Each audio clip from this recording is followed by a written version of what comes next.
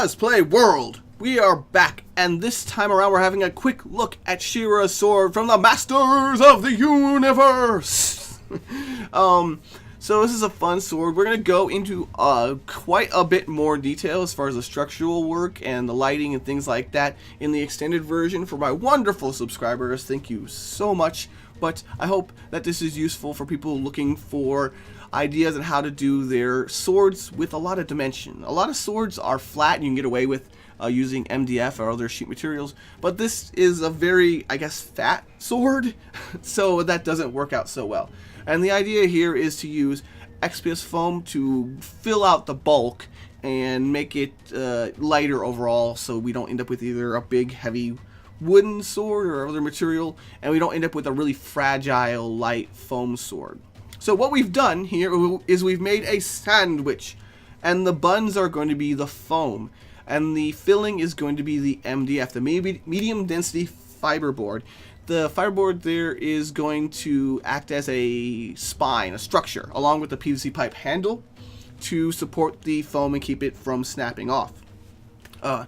And the foam is just going to add the bulk. We're going to be sanding and smoothing and creating the overall shape you see here. And XPS foam is incredibly easy to, ow, my hand, I banged it on the counter, is shape, as I'm gesturing with my hands, by the way, in real life. Easily shaped with a sanding sponge there, not even any heavy tools. The sanding sponge will get the job done once you got a general shape. I do, however, have to emphasize you need to wear a mask. Those little foam bits I'm scraping up right now, yeah, if those got in my lungs, it would not be good. No, it would not be the best. Once we have that done, a few of the details here are going to be made with a bit more PVC foam sheeting.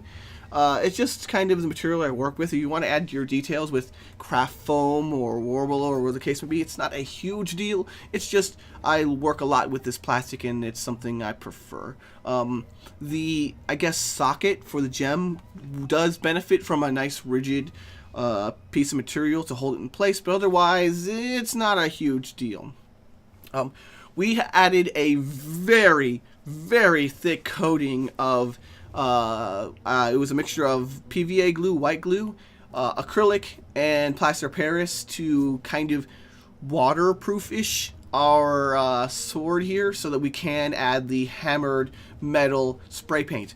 Be aware that if you don't seal it well, that spray paint's going to eat right through the foam, so do be careful. I had to be very careful when I was doing this. But I do like the effect, I like the texture of the sword, and I do enjoy how it came out. The gem itself actually just sort of pops out. Yay, super easy.